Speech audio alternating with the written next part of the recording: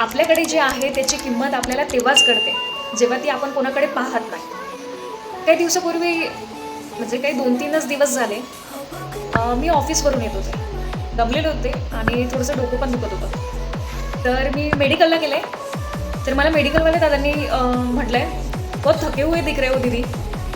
तेव्हा मी म्हटले हां भैया थोडा सर दर्द हो रहा है, थोडा ऑफिस का टेंशन है. तर तेव्हा मला मेडिकल वाले दादा त्याच्यावर उत्तर देता, दीदी आपके पास काम तो भी है, कुछ लोग ऐसे हैं जो घर बैठे उनके पास कोई भी काम नहीं है. मला ते दादाचं ऐकून खरंच रिअलाईज झालं की यार खरंच खरं बोलतो. कारण की मी इथे आहे जॉबच्या भरोश्यावरच आहे आणि ज्यांच्याकडे जॉब नाही आहे ते कसे करत असेल, ते कसे त्यांची फॅमिली ॲडजस्ट करत असेल. खरंच मला पण रिअलाईज झालं नाही आपल्याकडे जे आहे त्याची किंमत करावं माणसाने. आपण आजकाल तर जॉबला नाव ठेवतो कारण की आपल्याला टेन्शन असतं मॅनेजरचं, HR चं, याचं त्याचं, ऑफिसचं सगळंच असतं, मान्य करतात. आज ते टेन्शन आहे म्हणून आपण इथे जॉब करताय.